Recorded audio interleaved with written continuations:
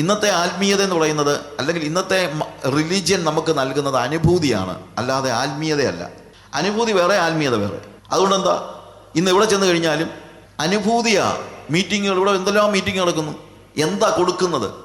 ഈ മീറ്റിങ്ങുകളിലും ഈ ക്രൂസൈഡിലും ഈ ടെലിവിഷനിലും ആളുകൾക്ക് കൊടുക്കുന്നത് ആത്മീയതയല്ല, അനുഭൂതിയാണ്.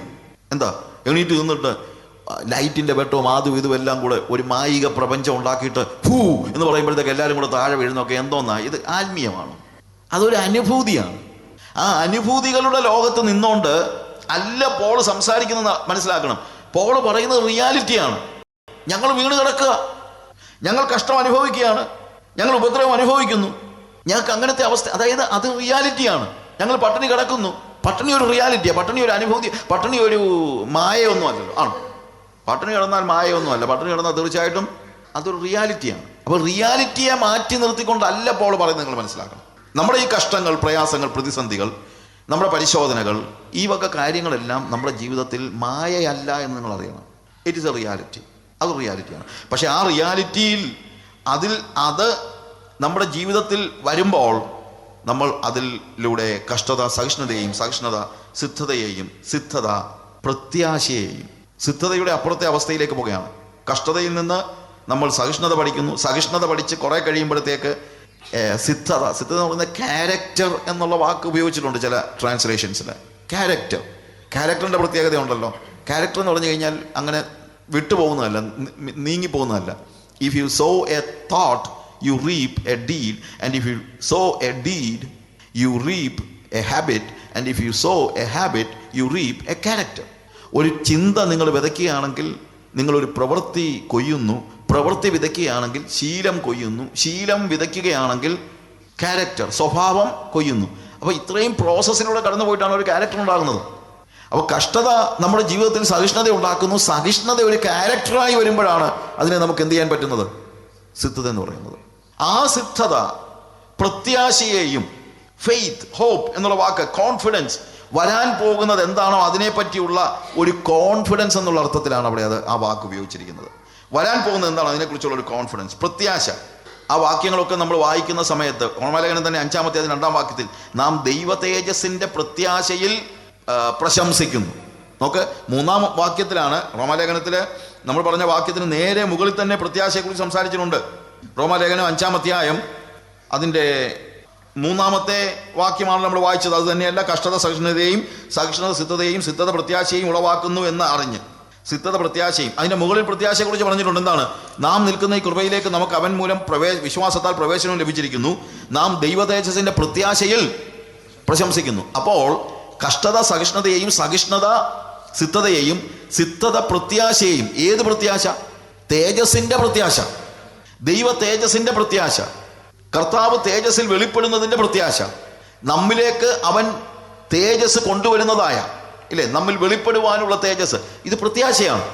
കർത്താവിന്റെ തേജസ്സിലെ വരവ് അതൊരു പ്രത്യാശയാണ്. ഈ സിദ്ധാവസ്ഥയിൽ ആ സിദ്ധത എന്തിലേക്ക് കൊണ്ടുപോകുന്നു? തേജസ്സിലേക്ക് കൊണ്ടുപോകുന്നു, തേജസ്സിലേക്ക് കൊണ്ടുപോകുന്നു. എന്നാൽ ഇതിൻ്റെ എല്ലാം തുടക്കം കഷ്ടതയായതുകൊണ്ട്, അതുകൊണ്ടാണ് പോൾ പറയുന്നത്, അതുകൊണ്ട് നാം കഷ്ടങ്ങളിലും പ്രശംസിക്കുന്നു. അത് തന്നെയല്ല, കഷ്ടത സഹിഷ്ണുതയെയും, സഹിഷ്ണുത സിദ്ധതയെയും, സിദ്ധത പ്രത്യാശയെ ഉളവാക്കുന്നു എന്നറിഞ്ഞ് നാം കഷ്ടങ്ങളിലും പ്രശംസിക്കുന്നു. ഈ ഒരു സാഹചര്യത്തിൽ നമുക്ക് എന്ത് ചെയ്യാൻ പറ്റും? ഞാൻ ഈ കഷ്ടത എൻ്റെ ജീവിതത്തിലേക്ക് വരുമ്പോൾ എനിക്ക് പറയാൻ പറ്റും, yes Lord, I thank God, ഞാൻ ദൈവത്തിന് സ്തോത്രം ചെയ്യുന്നു. എൻ്റെ ജീവിതത്തിൽ കഷ്ടത വരുമ്പോൾ, കഷ്ടത ഞാൻ പറഞ്ഞല്ലോ, കഷ്ടത മായയല്ല, കഷ്ടത ഒരു റിയാലിറ്റിയാണ്. ഒരു പല്ലുവേദന പോലും സഹിക്കാൻ നമുക്ക് ബുദ്ധിമുട്ടാണ്. അല്ലാതെ കഷ്ടത വെറുതെയാണ്, തോന്നലാണ് എന്നൊന്നും പറഞ്ഞൊരു കാര്യമൊന്നുമില്ല. പല്ലുവേദന തോന്നലൊന്നുമല്ല, ആണോ? നമ്മുടെ ജീവിതത്തിലെ ഏത് പ്രതിസന്ധികളും തോന്നലൊന്നുമല്ല, എന്താണ്? റിയാലിറ്റിയാണ്. അത് റിയാലിറ്റി ആയിരിക്കുമ്പോൾ തന്നെ അത് ആര് തന്നു എന്നതുകൊണ്ട് ഞാൻ സന്തോഷിക്കുന്നു, അത് എനിക്ക് എന്ത് കൊണ്ടുവരുന്നു എന്നുള്ളത് കൊണ്ടും ഞാൻ സന്തോഷിക്കുന്നു. അത് ആര് കൊണ്ടുവന്നു? ദൈവം കൊണ്ടുവന്നു. അതെന്തെനിക്ക് കൊണ്ടുതരുന്നു? അതെനിക്ക് സഹിഷ്ണുതയെ കൊണ്ടുതരുന്നു, അതെനിക്ക് സിദ്ധാവസ്ഥയെ കൊണ്ടുതരുന്നു, അല്ലെങ്കിൽ ക്യാരക്ടർ വളർത്തുന്നു, അതെനിക്ക് പ്രത്യാശയെ കൊണ്ടുവരുന്നു. അതുകൊണ്ടാണ് ഞാൻ സന്തോഷിക്കുന്നത്. അതുകൊണ്ട് നാം കഷ്ടങ്ങളിലും പ്രശംസിക്കുന്നു. കഷ്ടം, സഹിഷ്ണുത, സിദ്ധത, പ്രത്യാശ, അതും എങ്ങനെയുള്ളത്? തേജസ്സിനെ കുറിച്ചുള്ള പ്രത്യാശ. റോമാലേഖനം 8-ാം അധ്യായത്തിൽ അതിൻ്റെ 17-ാമത്തെ വാക്യത്തിൽ വേഴ്സ് 17 വായിക്കുമ്പോൾ അവിടെ എഴുതിയിരിക്കുന്നത്, നാം മക്കളെങ്കിലും അവകാശികളുമാകുന്നു, ദൈവത്തിൻ്റെ അവകാശികളും ക്രിസ്തുവിന് കൂട്ടവകാശികളും തന്നെ. നാം അവനോടുകൂടെ തേജസ്കരിക്കപ്പെടേണ്ടതിന് അവനോടുകൂടെ കഷ്ടം അനുഭവിച്ചാൽ അത്രേ. അവനോടുകൂടെ തേജസ്കരിക്കുക. അപ്പൊ കഷ്ടത എന്നിലേക്ക് തേജസ് കൊണ്ടിരുന്നെന്നാണ് പറയുന്നത്. ഇവിടെ പ്രത്യാശ എന്ന് പറയുന്നത് തേജസ്സിന്റെ പ്രത്യാശയാണ്.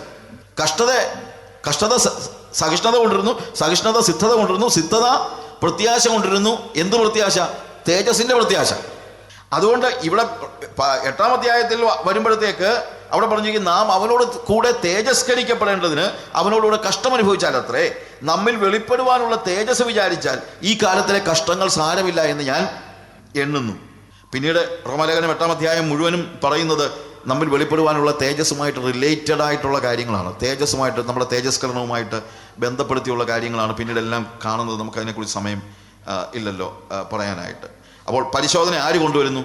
ദൈവം കൊണ്ടുവരുന്നു. പരിശോധന എന്തു കൊണ്ടുവരുന്നു? കഷ്ടതയിൽ നിന്ന് സഹിഷ്ണുതയും, സഹിഷ്ണുതയിൽ നിന്ന് സിദ്ധതയും, സിദ്ധതയിൽ നിന്ന് പ്രത്യാശയും, തേജസ്സിൻ്റെ പ്രത്യാശയും കൊണ്ടുവരുന്നു. ഇനി അടുത്തത്, ഇത് നമ്മെ എന്താക്കി തീർക്കുന്നു എന്നുള്ളതാണ്. അതായത് ഇത് ദൈവം കൊണ്ടുവരുന്നു, നമ്മളിൽ നമുക്കത് എന്തൊക്കെ തരുന്നു, ഇനി അത് നമ്മളെ എങ്ങനെ പണിയുന്നു, ഈ കഷ്ടത നമ്മളെ എങ്ങനെ പണിയുന്നു എന്നുള്ളതിനെ കുറിച്ച് നമ്മൾ വീണ്ടും ഒന്നുകൂടെ പഠിക്കാനായിട്ട് പരിശ്രമിക്കുകയാണ്. ഇത് നമ്മളെ എങ്ങനെ പണിയുന്നു? ഓർക്കണം, ആര് കൊണ്ടുവരുന്നു? ദൈവം കൊണ്ടുവരുന്നു. എന്തൊക്കെ നമുക്ക് കൊണ്ടു തരുന്നു? സഹിഷ്ണുത, സിദ്ധത, പ്രത്യാശ, തേജസ്, ഇതെല്ലാം കൊണ്ടുവരുന്നത് എന്താണ്? ആരാണ്? ഈ പ്രതിസന്ധികളാണ്, അല്ലെങ്കിൽ പരിശോധനകളാണ്. കഷ്ടത കൊണ്ടുവരുമ്പോൾ അതുകൊണ്ടാണ് ഈ കഷ്ടങ്ങളിൽ പ്രശംസിക്കുന്നത്. കഷ്ടത നമുക്ക് സഹിഷ്ണുതയെയും, സഹിഷ്ണുത സിദ്ധതയെയും, സിദ്ധത പ്രത്യാശയെയും കൊണ്ടുവരുന്നു. കഷ്ടത തേജസ്സും കൊണ്ടുവരുന്നത് നമ്മൾ റോമാലേഖനത്തിൽ തന്നെ കാണുന്നു, ഇല്ലേ? നമ്മൾ വെളിപ്പെടുവാനുള്ള തേജസ്, ആ തേജസ്കരണത്തിന്റെ പാതയിൽ നമ്മൾ സഞ്ചരിക്കുമ്പോൾ അവനോടുകൂടെ കഷ്ടം അനുഭവിക്കുന്നവർക്കാണ് അവനോടുകൂടെ തേജസ്കരിക്കപ്പെടുവാനുള്ള അവകാശം. അതുകൊണ്ട് നമ്മൾ കഷ്ടങ്ങളിലും പ്രശംസിക്കുന്നു. ഇനി ഈ പരിശോധനകളിൽ നമ്മൾ സന്തോഷിക്കുവാനുള്ള മറ്റൊരു കാരണം, നമ്മുടെ ബീയിങ്ങിനെ അതെങ്ങനെ, അല്ലെങ്കിൽ നമ്മളെ അതെങ്ങനെ പണിയുന്നു എന്നുള്ളതാണ്.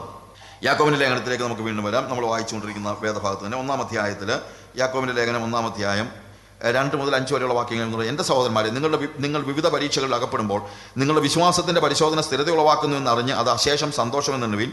എന്നാൽ നിങ്ങൾ ഒന്നിനും കുറവില്ലാതെ തികഞ്ഞവരും സമ്പൂർണരും ആകേണ്ടതിന് സ്ഥിരതയ്ക്ക് തികഞ്ഞ പ്രവൃത്തി ഉണ്ടാകട്ടെ.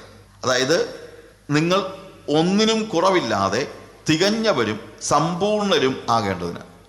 ഞാനതിൻ്റെ ഓർഡർ ഒന്ന് മലയാളത്തിൽ അങ്ങനെയാണ് ഓർഡർ, എന്നാൽ തിരിച്ചാണ് അതിൻ്റെ ശരിക്കും ഓർഡർ വരുന്നത്. It makes us perfect, entire and you will lack nothing. 3 വാക്കുകൾ ഉപയോഗിക്കുന്നുണ്ട്. It will make you perfect, it will make you complete, and you will lack nothing. അത് നിങ്ങളെ തികഞ്ഞവരാക്കുന്നു, സമ്പൂർണരാക്കുന്നു, നിങ്ങൾക്ക് ഒന്നിനും കുറവില്ലാത്ത അവസ്ഥയിലാക്കുന്നു. നിങ്ങളെ തികഞ്ഞവരും സമ്പൂർണരും ഒന്നിനും കുറവില്ലാത്തവരുമാക്കുന്നു. ഈ 3 വാക്കുകൾ നമ്മളെ അല്ലെങ്കിൽ നമ്മളെ ഏത് രീതിയിൽ വളർത്തുന്നു, സ്റ്റെപ്പ് ബൈ സ്റ്റെപ്പായിട്ട് നമ്മൾ പഠിക്കുകയാണ്. 1, ഇത് കർത്താവ് കൊണ്ടുവരുന്നു. 2, ഇത് നമുക്ക് എന്തൊക്കെ കൊണ്ടുതരുന്നു. കഷ്ടത സഹിഷ്ണുതയും, സഹിഷ്ണുത സിദ്ധതയും, സിദ്ധത പ്രത്യാശയെയും, കഷ്ടത തേജസ്സിനെയും കൊണ്ടുവരുന്നു. ഇനി ഇത് നമ്മുടെ ബീയിങ്ങിനെ, അല്ലെങ്കിൽ നമ്മളെ എങ്ങനെ പണിയുന്നു. 1, ഇത് നമ്മളെ തികഞ്ഞവരാക്കുന്നു. തികഞ്ഞവർ, പെർഫെക്റ്റ്. അവിടെ തികഞ്ഞവർ എന്ന വാക്ക് ഉപയോഗിച്ചിരിക്കുന്നത് നമ്മുടെ മുമ്പിൽ വെച്ചിരിക്കുന്ന ഒരു ടാർഗറ്റിനെ നോക്കിക്കൊണ്ടാണ്. അതായത് നമ്മളെക്കുറിച്ചുള്ള നമ്മുടെ മുമ്പിൽ വെച്ചിരിക്കുന്ന ടാർഗറ്റ് എന്ന് പറയുമ്പോഴത്തേക്ക് നമ്മൾ എത്തിപ്പെടേണ്ട എന്നതിനേക്കാൾ ഉപരി, അങ്ങനെ ഉണ്ട്, അർത്ഥമുണ്ട് അല്ലേ? നമ്മൾ ചെല്ലേണ്ട ഒരു ടാർഗറ്റ് എന്നുള്ളതിനേക്കാൾ, ചെല്ലേണ്ട ഒരു ലക്ഷ്യം എന്നതിനേക്കാൾ ആകേണ്ട ലക്ഷ്യം എന്ന അർത്ഥത്തിലാണ് ഇവിടെ ഉപയോഗിച്ചിരിക്കുന്നത്. അതായത് ലക്ഷ്യം പറയുമ്പോഴത്തേക്ക് നമുക്ക് ഒരു വ്യക്തിയെക്കുറിച്ച് ഒരു ലക്ഷ്യമുണ്ട്, ഒരു വ്യക്തി ചെന്നെത്തേണ്ട ഒരു സ്ഥലമുണ്ട്, ഒരു വ്യക്തി ചെന്നെത്തേണ്ട ഒരു പൊസിഷനുണ്ട്, ഇല്ലേ? അല്ലെങ്കിൽ ചെന്നെത്തേണ്ട ഒരു അവസ്ഥയുണ്ട്. Okay, that's better. നമ്മൾ ചെല്ലേണ്ട ഒരു സ്ഥലമുണ്ട്, നമ്മൾ ചെല്ലേണ്ട ഒരു അവസ്ഥയുണ്ട്. രണ്ടാണ്. ഞാൻ പറഞ്ഞ മനസ്സിലാകുന്നുണ്ടല്ലോ? നമ്മളെക്കുറിച്ച് നമ്മൾ ചെല്ലേണ്ട, നമ്മുടെ ജീവിതത്തിൽ നമ്മൾ ആരെങ്കിലും ആകണമെങ്കിൽ നമ്മളെക്കുറിച്ച്, അതാണ് ശരിക്കും ആ ടെലിയോസ് എന്ന് പറയുമ്പോഴത്തേക്ക് അവിടുത്തെ ഞാൻ ആ വാക്കിൻ്റെ പ്രത്യേകതയല്ല പറയുന്നത്, ഇവിടുത്തെ അർത്ഥം അതാണ്. നമ്മൾ ചെന്നെത്തേണ്ടതായ ഒരു സ്ഥലമുണ്ട്, നമ്മൾ ചെന്നെത്തേണ്ട ഒരു അവസ്ഥയുണ്ട്, നമ്മളെക്കുറിച്ചുള്ള നമ്മുടെ ബീയിങ്, നമുക്ക് ചെന്നെത്തേണ്ട ഒരു അവസ്ഥയുണ്ട്. വേറെ രീതി പറഞ്ഞു കഴിഞ്ഞാൽ നമുക്കൊരു ജീവിത ദൗത്യമുണ്ട്, നമുക്ക് ഒരു മിഷൻ ഉദ്ദേശിക്കുന്നത് പെട്ടെന്ന് തെറ്റിദ്ധരിക്കരുത്, എന്താണ് ജീസസ് മിഷനോ അല്ലെങ്കിൽ ഇന്ത്യ മിഷനോ വല്ലതും ആണെന്നുള്ള ചിന്ത അതല്ല ഞാൻ ഉദ്ദേശിച്ചത്. നമ്മളെക്കുറിച്ചുള്ള ദൈവത്തിൻ്റെ ഒരു ലക്ഷ്യമുണ്ട്. നമ്മളെക്കുറിച്ചും നമ്മൾ ചെന്നെത്തേണ്ട ഒരു സ്ഥലമുണ്ട്, അല്ലെങ്കിൽ നമ്മൾ ചെയ്യാനുള്ള പ്രവൃത്തിയുമുണ്ട്, നമ്മൾ ആയിത്തീരേണ്ട കാര്യമുണ്ട്. അവർ ഡൂയിങ് ആൻഡ് അവർ ബീയിങ്. നമ്മുടെ പ്രവൃത്തിയെക്കുറിച്ചും നമ്മുടെ അസ്തിത്വത്തെക്കുറിച്ചും ഒരു ടെലിയോസ് ഉണ്ട്, ഒരു ടാർഗറ്റ് ഉണ്ട്, അല്ലെങ്കിൽ ഒരു ലക്ഷ്യമുണ്ട്. എന്തിനെക്കുറിച്ചൊക്കെയാണ്? നമ്മുടെ പ്രവൃത്തിയെക്കുറിച്ചും നമ്മുടെ ജീവിതത്തെക്കുറിച്ചും. അവർ ഡൂയിങ് ആൻഡ് അവർ ബീയിങ്. ഈ ബീയിങ്ങിലേക്ക് അങ്ങനെ നിങ്ങൾ തികഞ്ഞവരാകുമെന്ന് പറയുന്നത് നിങ്ങളെക്കുറിച്ച് എന്ത് ലക്ഷ്യം ദൈവത്തിനുണ്ടോ അവിടെ നിങ്ങൾ എത്തിച്ചേരുവാൻ നിങ്ങളെ ഈ കഷ്ടത സഹായിക്കുന്നു എന്നാണ് യാക്കോബ് പറയുന്നത്.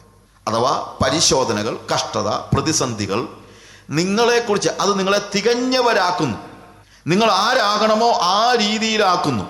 നമ്മൾ ആരാകാനാണ് ആഗ്രഹം, ആരാകാനാണ് ദൈവം നമ്മളെക്കുറിച്ച് ഉദ്ദേശിക്കുന്നത്? ഏതൊരു വിശ്വാസിയെക്കുറിച്ചും ഏതൊരു ക്രിസ്ത്യാനിയെക്കുറിച്ചും ദൈവം ആത്യന്തികമായി പ്ലാൻ ചെയ്തിരിക്കുന്നത് അവൻ തൻ്റെ പുത്രൻ്റെ സ്വരൂപത്തോട് അനുരൂപരാകണം എന്നുള്ളതാണ്. അതുകൊണ്ടാണ് അവൻ തൻ്റെ പുത്രൻ്റെ സ്വരൂപത്തോട് അനുരൂപരാകുവാൻ നമ്മളെ മുൻ നിയമിച്ചിരിക്കുന്നു എന്ന് പറയുന്നത്. We are predestined to be conform to the image of his son. അവൻ്റെ പുത്രൻ്റെ സ്വരൂപത്തോട് അനുരൂപരാകാനായിട്ട് നമ്മൾ എന്ത് ചെയ്തിരിക്കുകയാണ്? മുൻ നിയമിച്ചിരിക്കുകയാണ്. പ്രീഡെസ്റ്റൈൻഡ് ആണ്. അതായത് അതാണ് ഭൂമിയിൽ യേശുവിൻ്റെ പിന്നാലെ പോകുന്ന ഏത് വ്യക്തിയെക്കുറിച്ചും ദൈവം ഉദ്ദേശിക്കുന്നത്. ആത്യന്തികമായി അവൻ യേശുവിനെ പോലെ ആകണമെന്നുള്ളത്. അങ്ങനെ യേശുവിനെ പോലെ ആവുക എന്നുള്ള അവനെക്കുറിച്ചുള്ള ദൈവത്തിൻ്റെ സ്വപ്നം നിർവഹിക്കുന്നതിന് ഈ പരിശോധന അത്യന്താപേക്ഷിതമാണ്. നമ്മുടെ ജീവിതത്തിൽ കഷ്ടങ്ങൾ ആവശ്യമാണ്, പ്രതിസന്ധികൾ ആവശ്യമാണ്. ഒരു കംഫർട്ട് സോണിൽ സുഖമായിട്ടിരുന്നാൽ ഒരിക്കലും നിനക്ക് യേശുവിനെ പോലെ ആകാൻ പറ്റില്ല. അതിന് എല്ലാ രീതിയിലുള്ള പ്രഷർ ആവശ്യമാണ്. യേശുവിൻ്റെ ജീവിതത്തിൽ എന്തൊക്കെ ഉണ്ടോ, അവൻ്റെ സ്വഭാവം എന്താണോ അതേപോലെ ആയിത്തീരണമെങ്കിൽ അതിനുവേണ്ടി വ്യത്യസ്തമായ സാഹചര്യങ്ങളിലൂടെ, പ്രതിസന്ധികളിലൂടെ, മാനസികാവസ്ഥയിലൂടെ, ശാരീരിക പീഡയിലൂടെ, എന്തും ആയിക്കോട്ടെ, രോഗമായിക്കോട്ടെ, കഷ്ടമായിക്കോട്ടെ, അതിലൂടെ എല്ലാം കർത്താവ് നമ്മളെ കടത്തിക്കൊള്ളും. എല്ലാ രീതിയിലും. എന്തിനാണ്? ജീവിതത്തിലും ശുശ്രൂഷയിലും നമ്മൾ യേശുവിനെ പോലെയാകാൻ. ദൈവത്തിന് എന്നെക്കുറിച്ചൊരു ലക്ഷ്യമുണ്ട്, ഒരു ഡ്രീമുണ്ട്. ഏത് മനുഷ്യനെക്കുറിച്ചും ഉള്ള ദൈവത്തിൻ്റെ ഡ്രീം എന്ന് പറയുന്നത് എന്താണ്?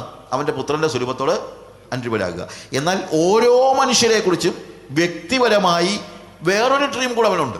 അത് ഓരോരുത്തർക്കും അറിയത്തുള്ളൂ. അതായത് ഞാൻ ആരാകണമോ എന്ന് ദൈവം സ്വപ്നം കാണുന്നു അതായിരിക്കത്തില്ല എൻ്റെ ഭാര്യയെക്കുറിച്ചുള്ള ദൈവത്തിൻ്റെ ലക്ഷ്യം. എൻ്റെ മക്കളെക്കുറിച്ച് മറ്റൊന്നായിരിക്കും ലക്ഷ്യം, നിങ്ങളെക്കുറിച്ച് മറ്റൊന്നായിരിക്കും ലക്ഷ്യം. അതിനകത്ത് വലിപ്പച്ചെറുപ്പമൊന്നുമില്ല. ഒരാൾ വലിയ ആളോ ചെറിയ ആളോ ഒന്നുമില്ല. അങ്ങനത്തെ കോളിങ്ങിനകത്തൊന്നും വലിയ ഡിഫറൻസ് നമ്മൾ ഉദ്ദേശിക്കുന്ന പോലെ അയാൾക്കുള്ള ഒരു വലിയ കോളിങ് എനിക്കുള്ള ഒരു ചെറിയ കോളിങ്ങാണെന്ന് ആരും പറയരുത്. അങ്ങനെയൊന്നുമില്ല. ഓരോരുത്തർക്കും അവരവരുടേതായിട്ടുള്ള ഓരോ കോളിംഗ് ഉണ്ട്. ആ കോളിംഗ് പൂർത്തീകരിക്കുന്നതാണ്, അതാണ് ദൈവത്തിന് നിങ്ങളെക്കുറിച്ചുള്ള സ്വപ്നം പൂർത്തീകരിച്ചാൽ മതി. അല്ല ദൈവത്തിന് മറ്റൊരാളെ കുറിച്ചുള്ള സ്വപ്നം നിങ്ങൾ പൂർത്തീകരിക്കേണ്ട കാര്യമൊന്നുമില്ല. അത് നടക്കത്തുമില്ല, അതിൻ്റെ ആവശ്യമില്ല.